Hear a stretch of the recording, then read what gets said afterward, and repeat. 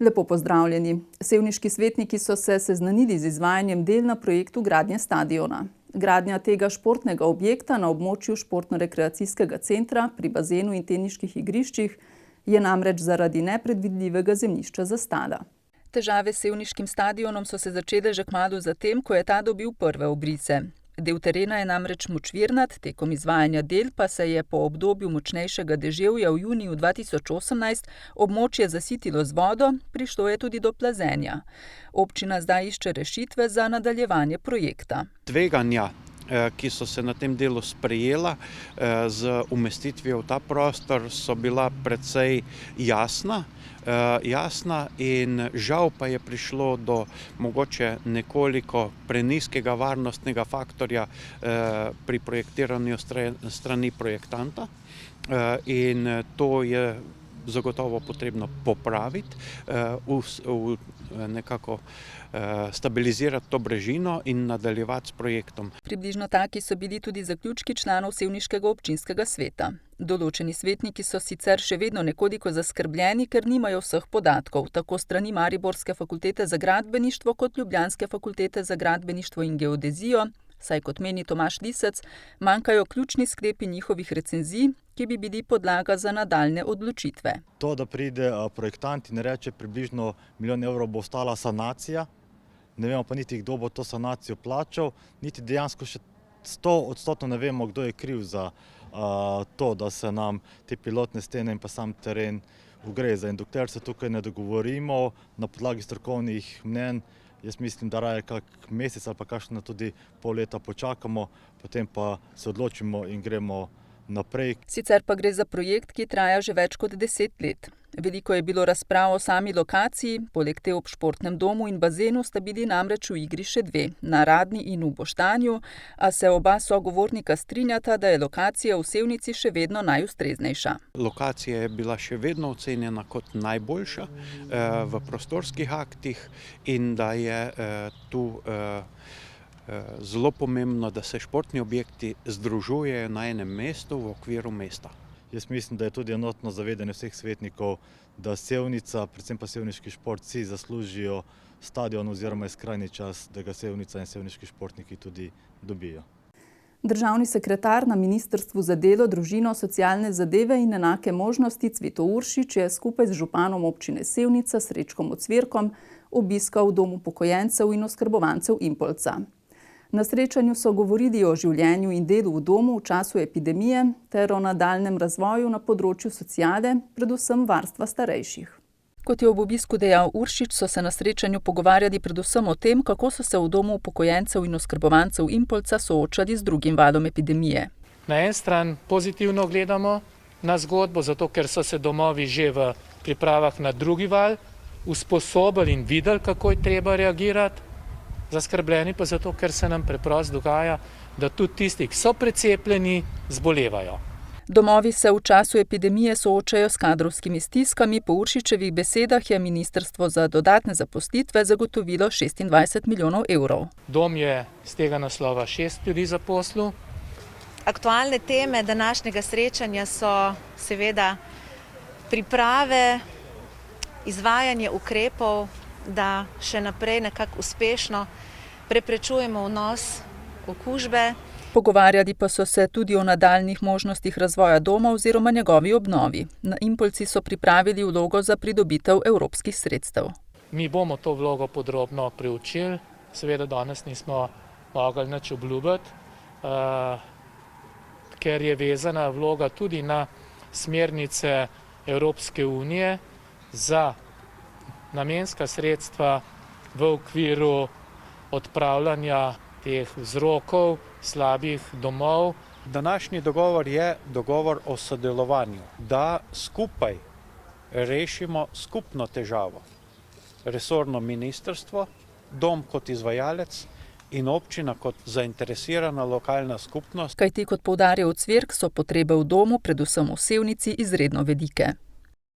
Člani občinskega sveta občine Sevnica so na seji v odločanje dobili predlog cen izvajanja storitev javne službe za oskrbo s pitno vodo, odvajanje komunalne in padavinske odpadne vode, čiščenje komunalne odpadne vode in ravnanje z odpadki ter sprejeli potrjene in zaračunane cene, ki ostajajo na praktično enaki ravni. Cene komunalnih storitev se na podlagi določil državne zakonodaje vsako leto usklajujejo na podlagi elaboratov o oblikovanju cen za vse obvezne gospodarske javne službe. Za oskrbo s pitno vodo, odvajanje komunalne in padavinske odpadne vode, čiščenje komunalne odpadne vode in ravnanje z odpadki. Letos v občini Sevnica večina cen komunalnih storitev v primerjavi z lanskim letom ostaja nespremenjena. Nekatere se nekoliko spreminjajo, najbolj pa je v tem času nekako izpostavljena sprememba pri oblikovanju cen smeti. Cena se ne spreminja, dejansko so se pa količine odpadkov v tem letu, verjetno tudi zaradi korona krize, povečale, tako da se je spremenil normativ. Uskladili so tudi cene na 24-urni dežurni službi v sklopu pogrebne in pokopališke dejavnosti. Skupna cena oziroma vrednost v okviru občine se ne spreminja, se pa zmanjšujejo razlike med posameznimi pokopališči glede na njihovo lokacijo. Kajti občina in komunala smo skupaj pristopili tudi k enotnemu urejanju objektov in pokopališč. Tudi tisti, ki so bili nekoliko podhranjeni pri urejanju in vzdrževanju, so sedaj nekako pospešeno posodabljani, urejevani, kajti to so le objekti, ki so ogledalo kraja.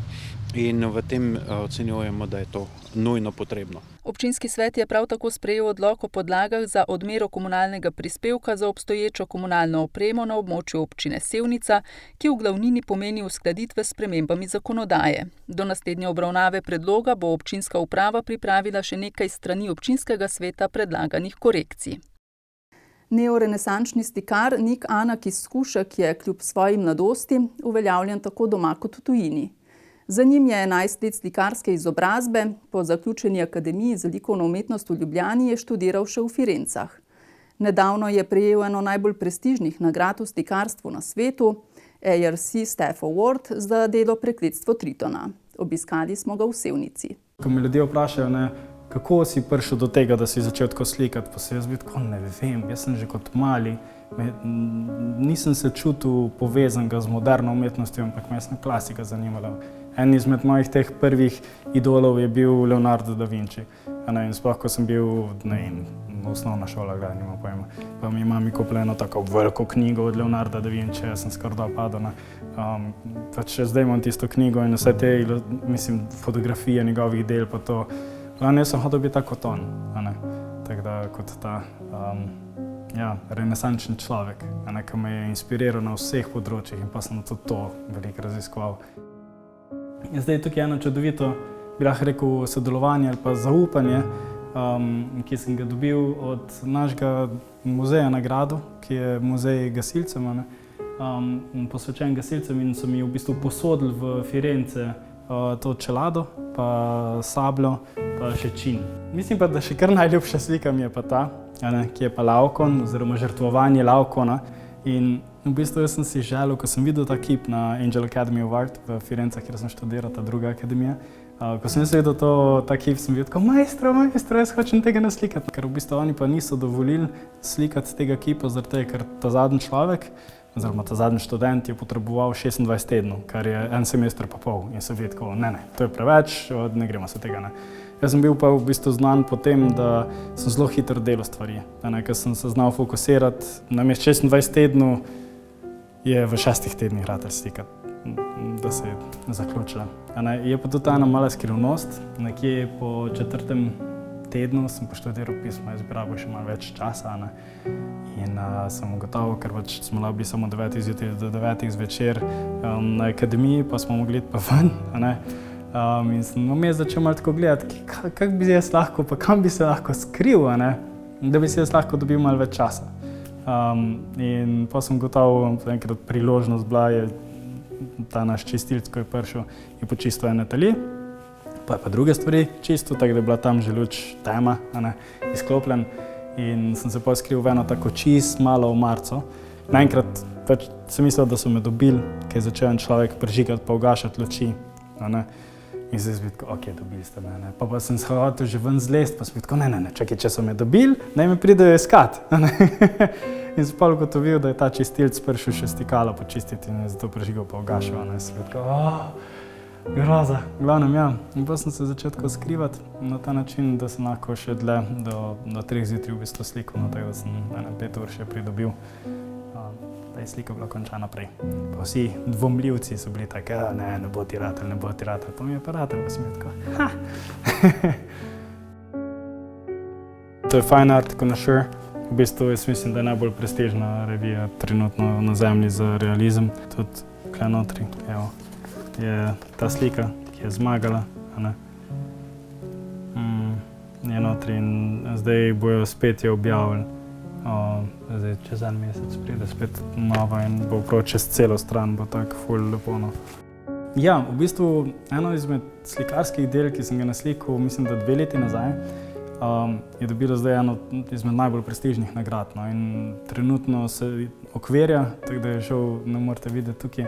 Je pa v bistvu stvar ta, da je taka, mislim, dosti je emocionalna slika. Nastala je iskreno iz nekaj trpljenja, ki je izhajal iz nedelujočega odnosa, partnerskega odnosa. Za zdravje sem si bolj to umislil, ker je v bistvu zelo praktično. Pa tak zanimiv izziv je, ko v bistvu rabim biti zelo fokusiran. Če se odvisno, pač lahko na začetku se začne 2 km/h, in v bistvu vseeno sem lahko tukaj blizu, pa hodim, pa ni mi treba stopiti sam, upočasnim korak, lahko vidim vdaleč. Tako da je prav, zabavno je. Pa to, da stopi stran, je tako pomembno. Dejansko pač, ko jaz lahko nekaj kle delam in skozi mislim, da delam prav, ampak dejansko šele takrat, ko stopiš stran, lahko vidiš, kaj si v resnici naredil. Torej, te male potezice, ki lahko tako super izgledajo, ampak rabijo tudi v bistvu super izgledati, ko stopi stran in tako vizualno se bolj poveže, lepše vidiš. Pa kje so recimo svetlobe, kje so sence.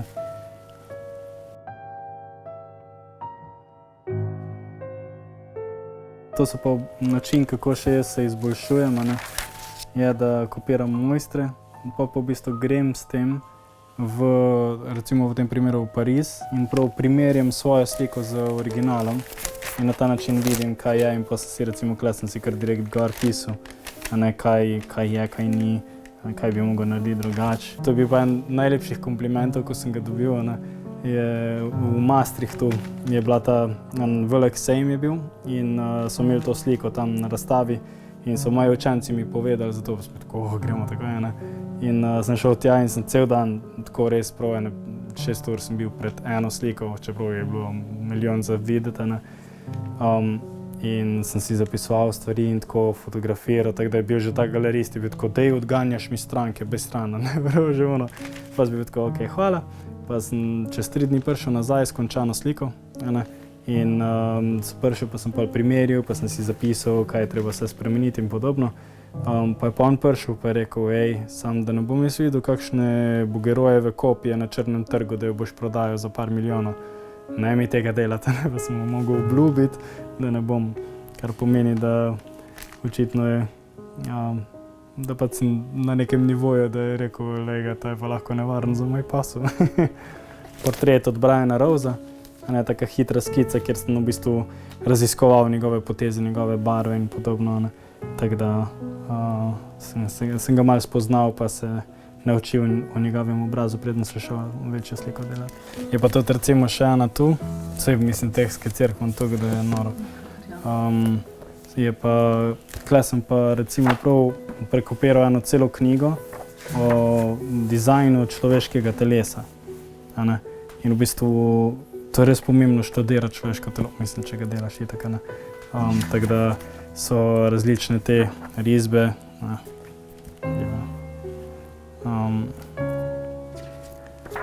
ko v bistvu kažejo človeško formo, vrat na tisoč in en način. Kar so mi pa najljubše, so mi pa te, ko so v bistvu s kuljem. pač kuli ne moreš redirati, tako da je taka čudovita vaja. Pa vedno zraven so še te zapiski, kjer v bistvu sam v sebi razlagam, evo, tukaj je takšna oblika, zaradi tega je takšna senca in podobno, pa kakšne proporcije. Je že kot otroci smo veliko skupaj ustvarjali, pa je pač risal, slikal, z glino ustvarjali smo, pa je on to razvil in ne vem, pa se je razvil v mojstra. Zelo je rad risal, in potem on je bil ultra živahen otrok. Resnično ni znal hoditi, on je skozi laufal. In potem smo bili na morju, to si se utrudil, če si ga spremljal z očmi. In tam je bil Elder Zeynalov, azerbajdžanski slikar, in je imel vedno vsa leta na plaži. On ima klasično slikarstvo čudovito in on, otrok, ki je bil izredno živahen, skozi je prišel zraven, začel gledati in potem je klečal zraven njega ure in ure in ure. In potem smo mu dali papir in je začel zraven risati, in rekel, jaz bom tudi slikar, je rekel, In potem smo ga podpirali in kamorkoli smo šli, smo imeli barvice in smo si zagotovili in mir, in je ustvaril.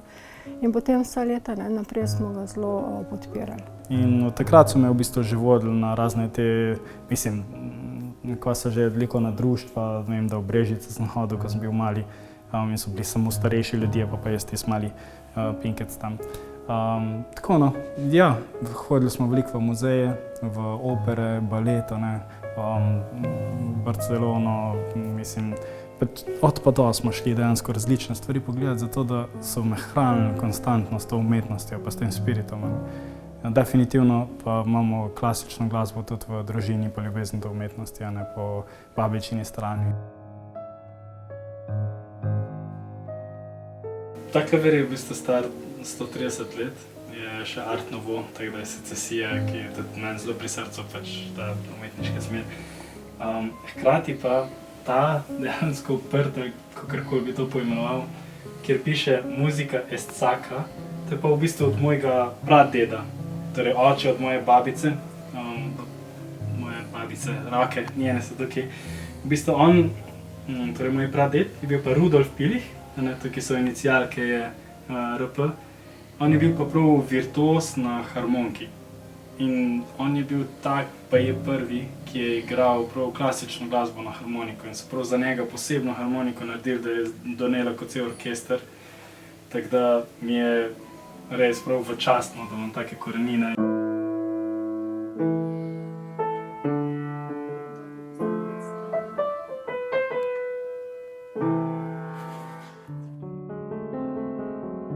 Meni je pomembno to, da v bistvu da kot slikar tudi gledam na slikarstvo, to je v bistvu posel.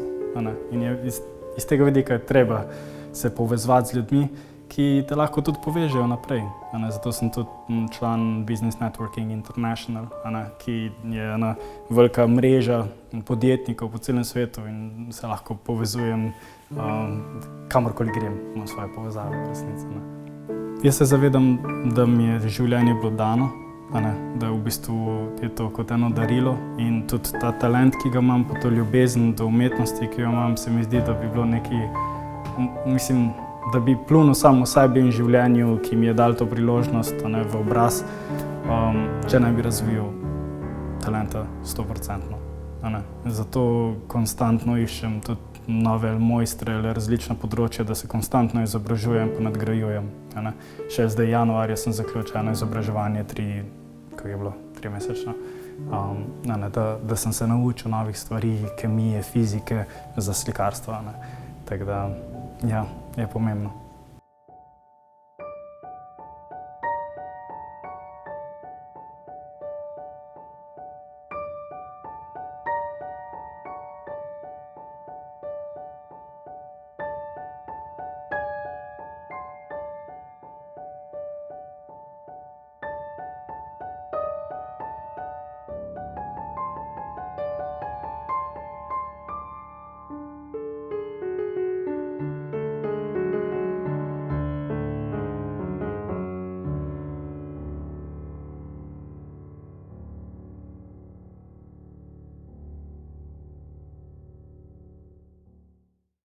Spoštovani gledalci, s tem zaključujemo mesečni pregled dogajanja v občini Sevnica.